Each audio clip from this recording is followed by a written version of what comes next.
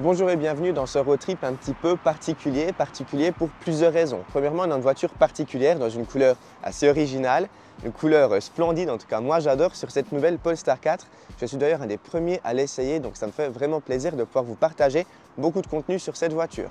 Deuxième élément, pourquoi ce road trip sera particulier, vous le voyez certainement derrière moi, il y a plein de voitures électriques différentes. Je participe à un événement organisé par la chaîne YouTube suisse-allemande Vision eDrive. Ils ont réuni plein de voitures différentes pour faire un road trip dans les montagnes. Et oui, troisième raison de ce road trip particulier, vous le voyez derrière moi, les montagnes. On va faire seulement 350 km, environ 6-7 heures de route, mais attention, on aura plus de 10 000 mètres de dénivelé sur tout le parcours.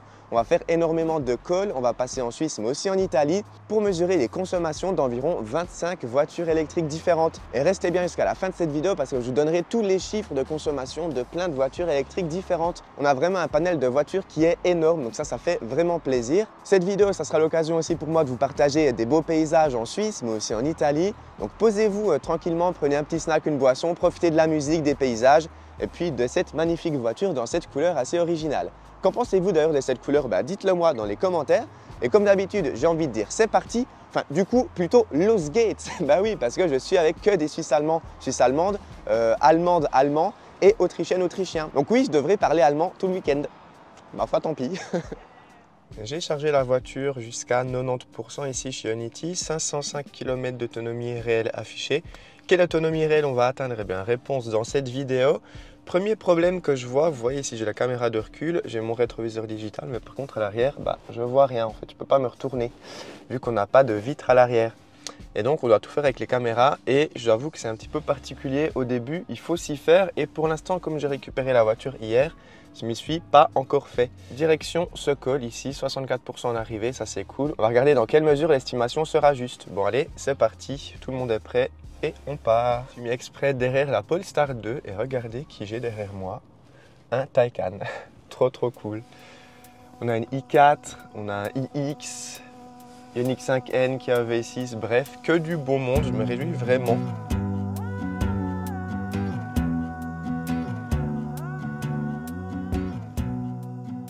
Et on est bien arrivé au premier col avec 67% de batterie. La voiture avait estimé 64, donc on est plutôt efficient sur la montée.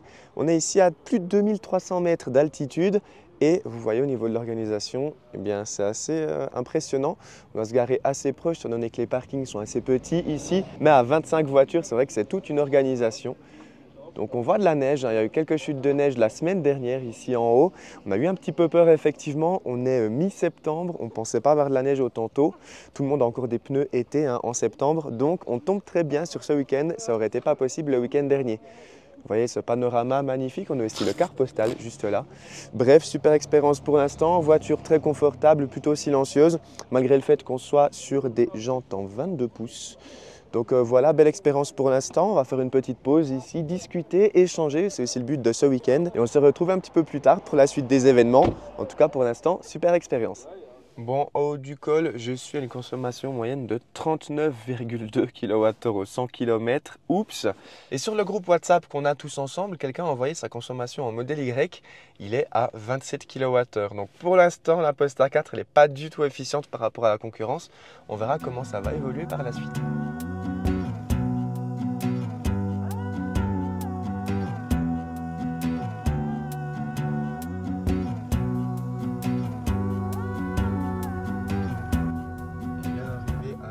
Passe à 2149 mètres d'altitude.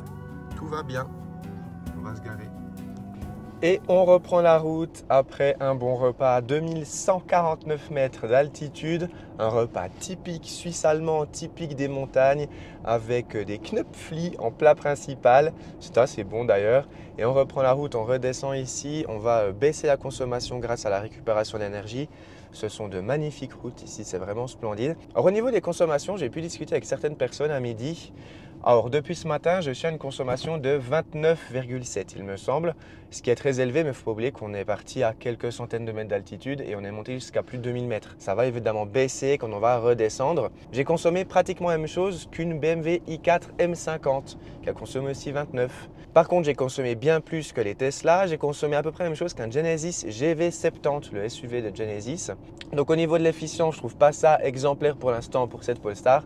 À voir comment ça va évoluer là encore. À noter qu'au niveau du pourcentage de batterie, je suis parti avec 90%, il m'en reste 60, donc j'ai consommé 30% de batterie. Une Cupra Born avec 58 kWh de batterie a consommé seulement 34% de batterie. Donc vous voyez, c'est assez dingue, hein. Cette Polestar, oui, elle est grande, elle est puissante, 4 roues motrices, mais au final, elle va consommer beaucoup plus d'énergie qu'une petite voiture compacte, assez pragmatique. Donc voilà, il faudra faire avec. Je suis intéressé de savoir combien de pourcents il va me rester de batterie après 350 km, mais je pense pas beaucoup pour être honnête. Rendez-vous au prochain call, on va faire beaucoup de calls hein, pendant ces jours. Rendez-vous au prochain call, je crois, pour la pause café et gâteau. Café und Kuchen, voilà. Allez, à tout à l'heure.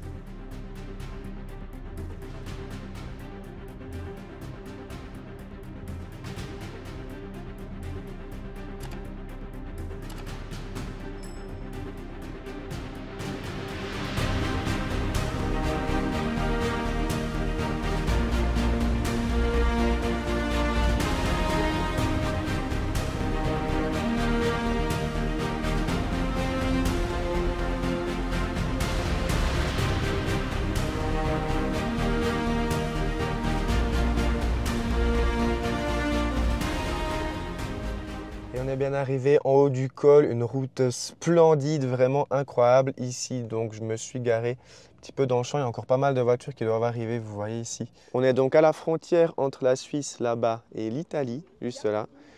C'est vraiment trop beau. En tout cas, je suis un grand fan ici, c'est magnifique. Et cette Polestar, pour l'instant, elle se débrouille plutôt bien, je trouve. Alors, je me suis mis en mode de suspension ferme parce qu'en mode confort, la voiture, on sent quand même qu'elle est très lourde. Elle tangue un peu en virage, c'est pas super agréable. Je me suis mis en mode ferme et ça va un peu mieux. Après, clairement, ça reste pas une voiture ultra sportive non plus. On roule tranquillement, voilà, on profite du paysage, on roule gentiment. Mais à mon avis, c'est pas forcément avec cette Polestar 4 qu'on va vraiment kiffer à la conduite sportive. Pour ça, je prendrais plutôt une i4 M50 comme il y a là ou une Porsche Taycan qui seront peut-être un petit peu plus plaisantes à la conduite, dynamique. En revanche, cette Polestar 4, elle est très confortable sur les petites routes comme ça, c'est vraiment top. Et je le répète, mais dans cette couleur, c'est assez impressionnant. Bon voilà, on va faire une petite pause ici, on reprend la route après. Je vous tiens au courant, sans mauvais jeu de mots. Bien arrivé en haut du col du Stelvio avec une consommation moyenne à 31 kWh au 100 km. Aïe! La Cupra Born, je crois qu'elle a 21 ou 22. C'est un truc de ouf quand même la différence, hein. C'est assez impressionnant. Bon. Je ne me fais pas trop de soucis puisque là on a un bon planificateur d'itinéraire. Voilà, là j'ai mis toutes les destinations jusqu'à demain et je devrais arriver chez Ionity avec 15%. Bon, avant elle me disait 18%. Bon, j'espère que ça ne va pas trop changer encore. J'espère quand même arriver à cette borne là avec assez de batterie. Je suis parti quand même avec 90%, je me dis que ça devrait le faire. Les autres sont partis aussi entre 90 et 100%. Mais j'ai quand même 100 kWh de batterie. Certains ont 70, 60. Et vont quand même réussir. Donc bon, pour l'instant, la consommation est quand même très élevée. On verra ce que ça donne par la suite. On est en train de se garer ici en haut du Stelvio. Beaucoup de voitures. Et regardez ce qu'ils ont préparé, c'est trop cool. Petit grand gâteau même, c'est trop beau, voilà. Plein de gâteaux, c'est trop cool. 3 machines à café carrément, voilà, ça rigole pas. Et vous allez vous dire, mais comment ils ont fait? Bah regardez, hop, V2L, c'est magnifique. Franchement, c'est la classe. C'est la classe. Oui, c'est un très joli car. Oui. C'est tip top. C'est tip top. 3,6 kW à véhicule de L. Ja. Et cette machine de cabine, machine de café, excusez-moi, c'est plus merde. Il y a 1,1 kW, 3 man. 3 fois. Magnifique. Magnifique. Merci beaucoup.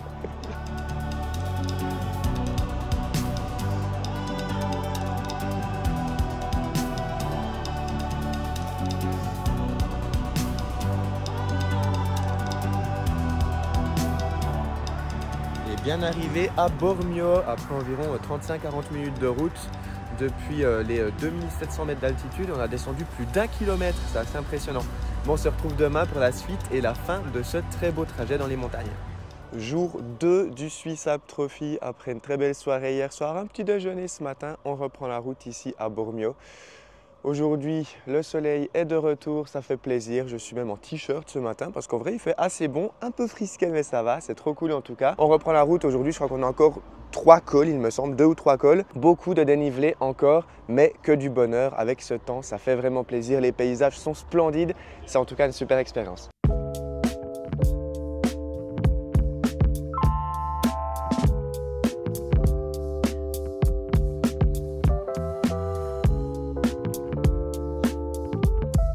Bon, après le repas de midi, je suis content, je vous fais de belles images. Regardez ici le toit panoramique, le lac, j'ai fait quelques plans de coupe, je suis vraiment très content du résultat. Et regardez, ce que j'aime bien chez Polestar, c'est qu'on peut voir le pourcentage de batterie estimé à l'arrivée. Donc là, il me reste actuellement, vous le voyez, 22% de batterie seulement entre guillemets. Mais regardez, en faisant 80 km, je vais consommer 11% seulement. Donc j'arriverai chez Ionity avec 11% de batterie. Pourquoi? Parce qu'on est à environ 1500 mètres d'altitude ici, mais un peu plus. Donc ça descend tout le long et au final, on va consommer très peu de batterie. Donc ça, c'est cool. On a quelques autres participants qui arrivent ici pour faire quelques photos. Et puis moi, je reprends la route maintenant en direction justement de la borne de recharge Ionity. Et on va aussi comparer les consommations. Pour l'instant, je suis une des voitures les moins efficientes. C'est dommage. Bon voilà, la journée s'achève gentiment. On a eu de la chance aujourd'hui, encore un très joli temps, des températures assez clémentes. Je suis arrivé à la station Ionity, il me semble, avec 13% de batterie. C'est à peu près ce que la voiture avait prédit le premier jour quand j'avais mis tous les waypoints. Elle m'avait prédit une arrivée à 10% je crois à la fin. Donc promesse respectée. Au niveau du planificateur, c'était très bon. Encore ce soir, la voiture m'a prédit une arrivée ici, je crois, avec 7%. Je suis arrivé avec 15% ou même 16%. Donc c'est encore correct au niveau de ce planificateur. Mieux vaut qu'il soit un petit peu pessimiste que l'inverse. Avant de parler des capacités de recharge de cette Polestar 4, on va parler de son autonomie réelle et surtout de la comparer avec plein d'autres voitures électriques. On l'a vu, je suis parti à 90% de batterie, je suis arrivé avec 13% il me semble et on a parcouru plus de 350 km avec plus de 10 000 mètres de dénivelé, ce qui est assez impressionnant. La vitesse moyenne elle était assez basse, effectivement on a fait peu d'autoroute, beaucoup de la route à 80 km/h. Mais vous le savez, en montagne, la vitesse moyenne elle est bien plus faible que 80 km/h. Des fois on passe dans des petits villages, des fois les routes sont assez étroites, il faut des fois attendre derrière des cyclistes pour les dépasser en toute sécurité. Bon bref, la vitesse moyenne je crois qu'elle était entre 40 et 50 km/h. Même si on a plutôt bien roulé, il y a eu très peu de trafic en somme. Mais c'est vrai qu'on roule en convoi avec 25-30 voitures. Des fois on crée entre guillemets quelques petits bouchons, notamment quand on doit se garer. Bon bref, ça s'est très bien passé au niveau de l'organisation. Un grand merci encore à Célinda et Sylvain de la chaîne Vision eDrive. Si jamais vous savez l'allemand, allez faire un petit tour sur leur chaîne. Bon, je vais sortir mon téléphone pour vous parler des consommations de tous les véhicules qu'on a testés lors de ces 2 jours. Donc à bord de cette Polestar 4, on a eu une consommation moyenne à 19,5 kWh au 100. Je savais que c'était une voiture peu efficiente, on le voit sur sa fiche technique, mais je m'attendais un petit peu mieux quand même. J'ai roulé très rarement d'une manière sportive. La plupart du temps, j'étais en mode confort, en mode normal. Voilà, on se balade, on profite du paysage et vraiment, j'ai pas envoyé. J'aurais pu consommer bien plus si j'avais un petit peu plus appuyé sur le champignon. Et en fin de compte, sur tous les véhicules qui étaient présents, on l'a vu, il y avait de très beaux véhicules. Mais pour autant, j'ai eu l'avant-dernière place en matière d'efficience.